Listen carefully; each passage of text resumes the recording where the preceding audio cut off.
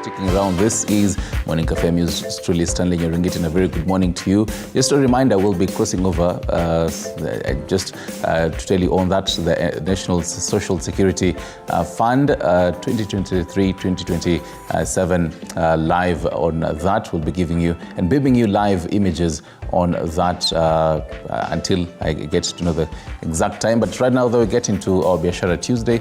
And Kenya has really, over the years, branded itself as a leader, and a vibrant leader in the whole economic sector. But then right now, in recent weeks, the whole flood disaster has really had businesses encountering losses. So as a business person, what do you need to know, and what are you doing to counter all that, and what survival tactics are you using on that? And joining us today is a financial expert as well as director CPA Samuel Teres Wanaina. Karibu sana. Asante sana. Also the former CEO of Family Bank. Many years ago. Many years ago. So he really comes on board with quite the knowledge on this particular conversation. But first off, even before we take a look at the kind of survival tactics that one really needs. On today's papers, we're taking a look at the Auditor General saying that in the country we have early warnings on disasters. Really doesn't have to be floods, but generally disasters. We have early warnings, but then we have late responses. So in the context of a business person, what should a business person have done even before all this, the floods and the whole ongoing rains had started? What should a business person have done way before? Okay, thank you.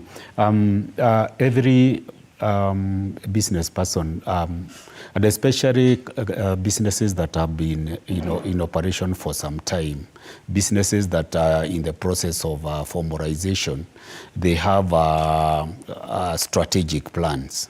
Like what you're talking about, NSSF going to launch their strategic plan for the next 3 years. And in that strategic planning, you have to provide for scenarios. The best case scenario, average scenario, etc. And in that strategic plan, one of the last chapters if you use a particular template, because there is a standard template for preparing strategic plan, you'll find that towards the end, you always have a chapter on risk management.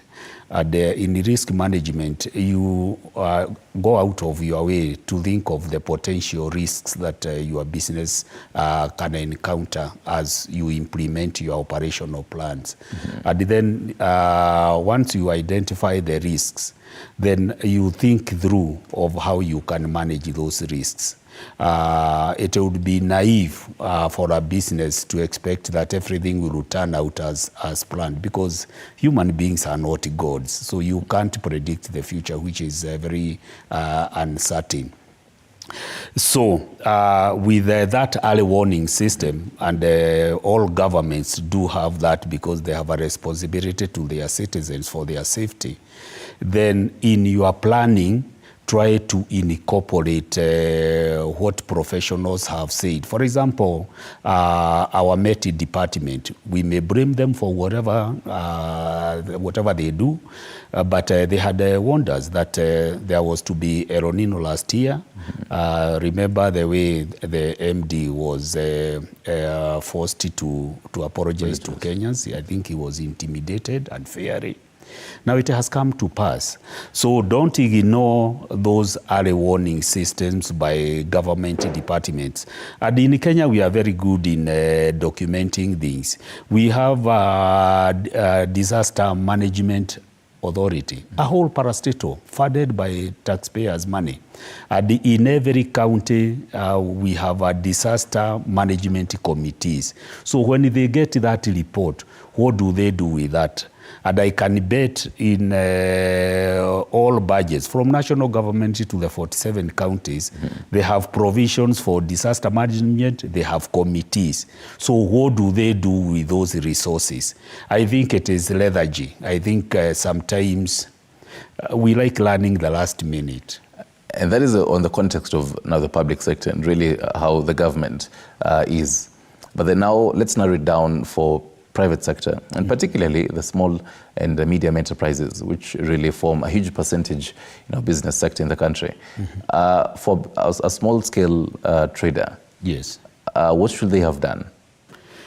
Yeah, in every business, we have said planning.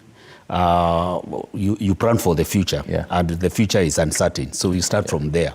So if the future is uncertain, then you ask yourself, what can go wrong? If you are a business person, for example, people in this city, if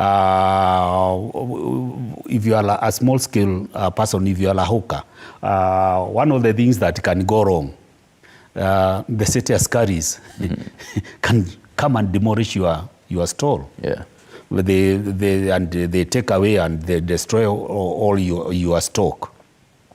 Now, the other thing is fire.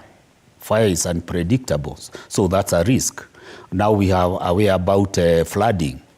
This country, we have been attacked by terrorists. So you have you think if I was a victim of terrorist attack, how will I navigate this? So then you look at all those possible risks that can make your business collapse. Yeah, and then you ask yourself: is this risk? Is my business able to absorb the loss? If the answer is yes, then you do nothing. But if the risk is too much for your business, then you ask yourself, how can I transfer this risk? And that brings on board insurance companies. Insurance companies are there to bear business risks and the individual citizens' risks. So risks that you can bear, for example, if it is a small business and if the city askaris came and demolished your business and you have some savings, that is a risk that you can absorb. But if it's a fire breaks down and you have a big warehouse, you've invested millions and that will be too much risky to bear.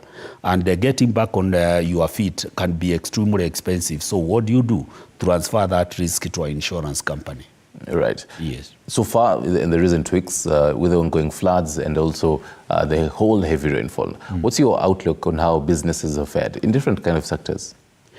Oh, I tell you, it has really been hard. It's bad out there. But my own example, I was trying to do a botanical garden somewhere. I went into Carlo, got my soil tested, and I've been slowly buying an assortment of fruits from Carlo in Thika. Okay.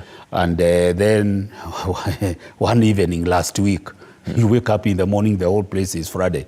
You can't, yani unapigwa na butoa. I even don't know how my ducks and a dog survived because everything on my farm was swept away. And unfortunately, I hadn't, because I was in the process of still planting, I hadn't figured out the issue of insurance. Where I come from, I'm from Nyandarua County. On Saturday, it fell so heavily that Malewa water levels, we've never seen that in our lives. And I remember my colleagues, the way they were struggling to salvage something from, they have camps along Malewa. And we could see goats and onions and what have you floating on water heading to Lake Naivasha. So whether it is agricultural sector, whether it is retail, transport, and what have you, business have really suffered huge losses. So besides loss of lives, I think the last count was more than 200 people who have lost lives. Yeah. Businesses of all sizes in all sectors have really suffered. Because if you are in transport business and you come across where the river, the road is flooded, Kenya has closed all this, the bridge has been swept. So that delay costs you money. Which sector, according to you, do you think has the most burden? Which the business persons in which sector do you think have really been affected? Agriculture has been hit very hard. And I foresee a situation, because many of us, we had planted towards end of February, because we had the rains and early March in readiness for the long rains. And I tell you, everything has been messed by the rains. So it is unfortunate that we are likely to move from flooding to famine, because agriculture has really been hit hard. Of course, there will be an oversupply of milk in the medium term, but later on, kutakuwa na njaa. And for some of these sectors, to even counter this, like the transport sector, you'd find some players would really hike the fare charges. Do you advise this as a tactic kind of measure? I think that's being greedy, that's being unethical, because these people that you are overburdening with doubling the fare or tripling, even taxis, I've seen sometimes when it is a normal day where you pay 200, ikianza kunyesha, it's as if the price of fuel goes up when it starts raining. These are your ordinary clients. So instead of empathizing with them when they are also going through that tough challenge of navigating the flooding, you are there hitting them very hard by raising your fares. It is unethical, and we are telling business people, business without ethics is not sustainable. Yeah. This obnoxious habit by matatus to raise fares when it starts raining, the argument doesn't make sense. When there is free flow of traffic, how come you don't reduce your fare? Because but in this kind of situation, this driver looks at he's probably going to be in a traffic jam for hours. We're taking a look at, let's say, when a road around near Kauskari, when it was blocked for hours on end, and this driver knows that I'm going to be here for hours. Where do you draw the line between ethics and making profit as a business person? Do you attribute that delay to your clients, that is the passengers? No, that is something beyond your control. And many years ago, when I was struggling to make money very fast, on 2 occasions I had a matatu. Of course, it was a disaster, so I can't touch a matatu. And I can tell you, matatu owners are reasonable business people. That behavior by conductors, even that excessive fare that they charge, that money doesn't get to the owner. For example, if it is 145, that is Nairobi to Ruiru. If the normal fare is 80 shillings, if they double that amount, it doesn't get it to the owner. Hiyo ni yao wanakula. So it's just being greedy. Yeah, just being greedy. You're just wanting to oppress your clients. And these are the people that you fail every day. It's wrong, it's immoral, it's unethical. And we are saying you cannot develop or grow a sustainable business. You cannot be rich or wealthy in a sustainable way through shortcuts. Kwa sababu hiyo ni shortcuts, hiyo ni mkato. Yeah, walk the narrow path. Just trust the process. So Kenyans, during disasters, that is the wrong time to show your greediness. That is the time that we should be compassionate, empathize with other people. Actually, you should even assist. For example, if you see kids struggling to cross the road, it is flooded, and you have a matatu, why not give them even free lift? So that we can see the human face of capitalists, because sometimes capitalists are just driven by greedy to maximize profits. And we are saying there is more to life than just mere profit. Right. Business with ethics. And speaking of ethics, as someone who's been in the banking sector, as a former CEO many years ago of Family Bank, and someone who right now in the credit, as the director of Dream Credit Limited. Yes. Do you feel like banks and even as creditors, should tailor, let's say, credits or special loans and even lower interest rates for business persons during such kind of a disaster? Yeah, banks should be able to do that, and they have demonstrated that. We saw during COVID time how accommodating banks were. They were sitting down with their clients and saying, look here, there are lockdowns, or there are curfews and that kind of stuff. And many clients were struggling to service their loans. And through Central Bank and the Kenya Bankers Association, banks sat down with their clients and they restructured those facilities because a bank cannot survive if all the borrowers defaulted. So it is in the interest of bankers and lenders to be accommodative.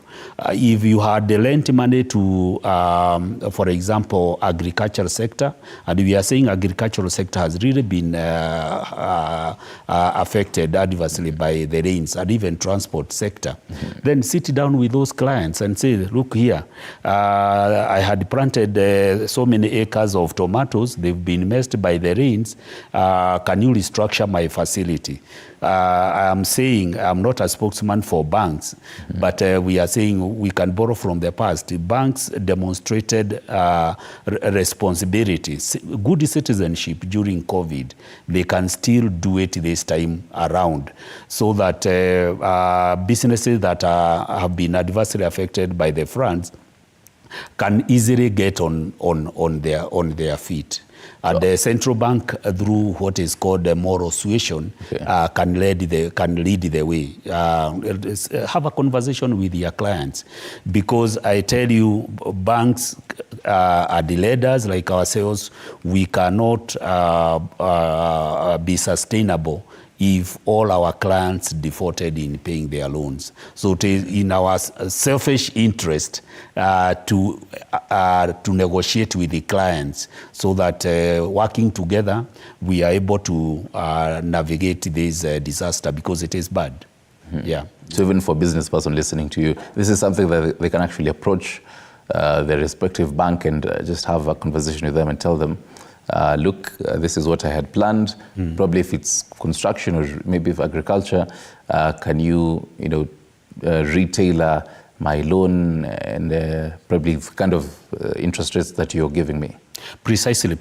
Actually, you've brought in another sector that has really been affected very hard. That is the real estate construction industry, because and especially when people report in the morning and you are paying them on a daily rate. Unajua hata mvua ikianza kunyesha saa 4, you still pay those guys because they've reported. So those contracts, if you had signed a contract that I will complete this project within 8 months or 1 year, obviously there will be delays, and every 1 day delay in construction costs money. And the disbursement of loans from the lenders depends on progress. So we are saying we are all Kenyans, we are in it together. Let's listen to each other, so that working together we can navigate this disaster that is in our hands. Right. And even speak about even having someone there as a worker, but then this person is continuing, then now there's power outages, because in recent weeks there have been more power outages due to the whole heavy rains. People around, let's say, around Raka, around Kiambu Road, that complained really because of the often power outages. As a business person, how do you really counter this? Could you offer some tactical, tips that as a business person you can really use in case of some of these power outages that will again affect your business? Yeah, that's the irony about this country. I saw Nairobi Water Company advertising, have a page telling us stories, because I would call them stories, because I started my career after university as a graduate accountant trainee in Nairobi and Sewerage Department. And I tell you, some Wazungu company called Howard Humphreys. They had planned this Nairobi in 1930s and 40s. And even this harvesting of water from Maragua and what have you, it was planned before independence. And we knew their projections, how this Nairobi city population gonna grow. Even our governor the other day said that in 2050, the population will be about 10 million. But what have you been doing with that information? Yeah. So I really empathize with the Kenyans. Here we are suffering from flooding, but we have dry taps. Water is still being rationed. Of course, Nairobi Water Company has slept on investment in water infrastructure.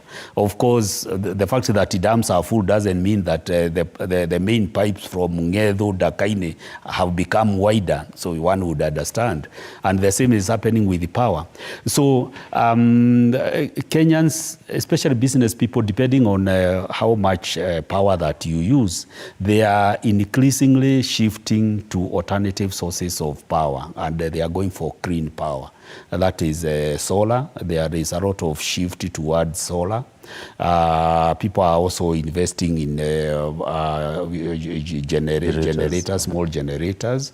And of course, for business people, depending on your location, it's also important to invest in a small generator na pipe kubwa, so that maji yakianza kuingia kwa nyumba yako, hata wewe unajisaidia, because if you expect the county government to come and manage the storms, there are certain things that we can do as a community. If you are in an estate and you have a court, na mnaona maji yanawasubua because of drainage that are clogged and what have you. Kenyans, we have demonstrated our ability to come together in the spirit of Harambee. There are those community initiatives that we can do on our own to ensure our businesses don't suffer as much, and we save our lives, and we also safeguard our property. Kwa hivyo tusiwe kila kitu tunategemea serikali. No, there are certain things that we can do just to make sure that we stay safe and our business. Kwa sababu saa zingine sasa maji unakuja inaingia kwa store yako, yeah. Utakuta all the inventory, the stock that you had has been destroyed. But there are certain things that you could have done on your own and as a community, because we live in communities. In the state we have courts, etc., etc.